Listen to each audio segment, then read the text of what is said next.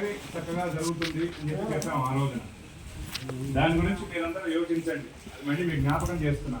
తర్వాత 26, 27, 28వ తేదీలో జరిగేటటువంటి 3 రోజుల కార్యక్రమాల్లో పాల్గొనడానికి గ్రామానికి సంబంధించినటువంటి వాళ్ళు ఎవరైనా సరే దంపతులుగా పీఠం మీద కూర్చోవచ్చు. దీనిలో దేవస్థానానికి భూరి విరాళాలు ఇచ్చినటువంటి వాళ్ళు కానీ, విగ్రహ దాతలు కానీ, విశేషంగా ప్రధానమైనటువంటి దాతలు ఎవరైనా ఉంటే వాళ్ళు ముఖ్యంగా ముందుకొచ్చి వాళ్ళు కార్యక్రమం నిర్వహిస్తే బాగుంటుంది. ఇందులో పీటల మీద కూర్చున్నటువంటి వాళ్ళు మొదటి రోజు కంకణం కట్టుకున్నటువంటి వాళ్ళు మిగిలినటువంటి 2 రోజులు కూడా గణపతి పూజ ప్రభృతి పూర్ణాహుతి పర్యంతం కార్యక్రమంలో కూర్చోవాలి. కొంతమంది దేహధర్మాన్ని అనుసరించి కానీ గృహ కృత్యాలంటే ఇళ్లలో ఉన్నటువంటి ఇబ్బందుల వల్ల కానీ 3 రోజుల కార్యక్రమంలో కూర్చోలేరు. అటువంటి వాళ్ళు 2వ రోజున కార్యక్రమంలో కూర్చుంటే 2, 3 రోజులు కార్యక్రమాల్లో కూర్చోవచ్చు. ఇంకా అది కూడా అవకాశం లేనటువంటి వాళ్ళు ప్రధానమైనటువంటి వ్యక్తులు మేము 2 రోజుల కార్యక్రమాల్లో అంటే ఇబ్బంది అవుతుందండి 3 రోజుల్లో అనుకునే వాళ్ళు ఆ 3వ రోజు ఉదయం కార్యక్రమంలోకి వచ్చి కూడా పాల్గొనవచ్చు. ఇది ఈ 3 రోజుల కార్యక్రమంలో కూర్చుండేటటువంటి వాళ్ళకి మాత్రం దీక్షా వస్త్రాలు ఉంటాయి. వాళ్ళకి మగవాళ్ళు తెలుపు లేదా గోధుమ రంగు లేదా పసుపు రంగు భవతి ఉత్తరీయం తెచ్చుకోవాలి మగవాళ్ళు. ఆడవాళ్ళు తెలుపు లేదా చామంతి రంగు లేదా పసుపు రంగు చీర రెవిక వాళ్ళకి సంబంధించిన వస్త్రాలన్నీ కూడా కొత్తవి తెచ్చుకోవాలి. 3 రోజులు అదే ధరించాలి. 2వ రోజు వచ్చేటటువంటి వాళ్ళు కూడా దీక్షా వస్త్రాలు తెచ్చుకోవాలి. 3వ రోజు వాళ్ళకి మాత్రం దీక్షా వస్త్రాలు అక్కర్లా. ఆ రోజు వాళ్ళు ఉతుకుబడినటువంటి వస్త్రాలు లేదా పట్టుబట్టలు కట్టుకుని వస్తే ఆ కార్యక్రమాల్లో వాళ్ళు పాల్గొనవచ్చు. ఈ 3 రోజుల్లో కార్యక్రమాలు పాల్గొనేటటువంటి దంపతులకు ప్రతిష్ట నాంది కట్నాల కింద ప్రతిష్ట అయిపోయిన తర్వాత వాళ్ళ అత్తగారు వాళ్ళు అంటే ఈ ఆడవాళ్ళ పుట్టింటి వాళ్ళు వాళ్ళకి వస్త్రాలు తెచ్చి పెట్టాలి.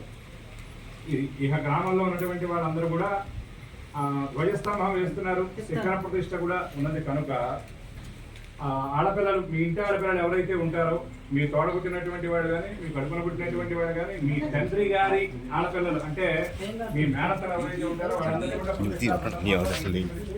వాళ్ళందరికీ పసుపు కుంకుమ ఇంకా అధికంగా వాళ్ళకి వస్త్రాలు చూడు చేయాలి. ఇక గరుడ ప్రతిష్ట జరుగుతుంది కాబట్టి గరుత్మంతుడిని ప్రతిష్ట చేస్తున్నారు కాబట్టి ఈ ఆడపిల్లలు ఎవరైతే ఉంటారో వాళ్ళు ఇంట్లో ఉండేటువంటి సోదరులకు కూడా వస్త్రాలు తీసుకోవాలి. అంతే గరుడ ప్రతిష్ట జరుగుతుంది కాబట్టి ఈ మగపిల్లలకి వస్త్రాలు పెట్టడం అనేది 2 సంప్రదాయాలు 2 పద్ధతుల్లోనే ఉంటుంది. ఒకటి గ్రామ దేవతల సందర్భంలో పోతురాజు ప్రతిష్ట జరిగినప్పుడు ఉంటుంది. విష్ణు సంప్రదాయంలో గరుత్మంతుడి ప్రతిష్ట జరిగినప్పుడు కూడా మగపిల్లలకి వస్త్రాలు పెట్టడం అనేది మన సంప్రదాయంగా ఆచారంగా మనకి ప్రాచుర్యంలో ఉన్నటువంటి విషయం. ఇక 26వ తేదీ ఉదయం సూర్యోదయం అవుతుండగానే పిచ్చిరెడ్డి గారు సూర్యోదయం అవుతుండగానే మన గ్రామంలోకి రావడానికి ఎన్ని దారులు ఉన్నాయో అన్ని దారుల దగ్గర కూడా కనీసం మీరు ఒక 15 నిమిషాలు 16 నిమిషాలు వచ్చేటువంటి బస్సులకి లారీలకి ఇబ్బంది లేకుండా పెద్ద కర్రలు బాటి ఇది కట్టారు, తోరణం కట్టారు. గ్రామ తోరణం అంటారు. గ్రామంలోకి ఆ రోజు నుండి వచ్చేటువంటి 3 రోజుల పాటు వచ్చేటువంటి మనుషులతో పాటు వాహనాలు పశుపక్షులు కూడా ఆ తోరణం కింద నుండి రావాలి. దగ్గరగా అయితే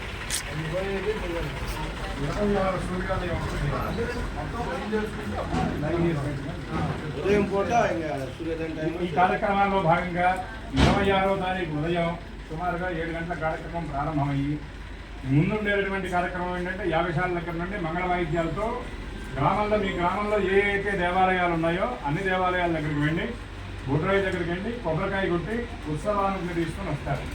వచ్చిన తర్వాత 3 రోజుల కార్యక్రమానికి మీరు ఒక ఆవు దూడని పూర్తిగా ఇక్కడే కట్టేయాలి. కట్టేస్తే రాగానే గోపూజ చేసి గణపతి పూజతో కార్యక్రమం ప్రారంభం అవుతుంది.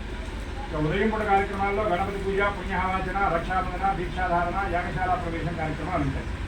సాయంకాలం పూట దగ్గరలో ఎక్కడైనా కూర్చుంటే గుట్ట దగ్గరికి వెళ్ళి కొత్తమట్టి తీసుకొచ్చేటువంటి వృత్సంగ్రహణం అనే కార్యక్రమం జరుగుతుంది. ఆ రోజు రాత్రి పూట మొదటి రోజు రాత్రి పూట దగ్గరలో కనుక నది ఉండి మీకు దిగడానికి ఇబ్బంది లేకుండా విగ్రహాలు పెట్టేటటువంటి ఏర్పాటు ఉంటే 1వ రోజు రాత్రి పూట మేళాలతో వెళ్ళి పీటల మీద కూర్చున్నటువంటి దంపతులు విగ్రహాలన్నీ కూడా తీసుకెళ్ళి రాత్రి పూట నీళ్ళల్లో పెట్టాలి. జాగ్రత్తగా ఉండండి. నీళ్ళల్లో పెట్టిన తర్వాత అక్కడ కనీసం విగ్రహానికి ఒక మనిషి చొప్పున రాత్రి పూట కాపలా ఉండాలి. వీళ్ళతో పాటు కాగడా ఉండాలి, చాకలు ఉండాలి. అర్థమైందా? మళ్ళీ పొద్దున్నే సూర్యోదయానికి ముందే ఆ విగ్రహాలని తీసి మళ్ళీ తీసుకొచ్చి 50 శాల దగ్గర పెట్టాలి. పెట్టిన తర్వాత గ్రామంలో ఉన్నటువంటి వాళ్ళందరూ కూడా నీళ్ళ బిందెలు తీసుకొచ్చి జలాధివాస కార్యక్రమంలో పాల్గొన్నారు. 2వ రోజు మంగళవారం మధ్యాహ్నం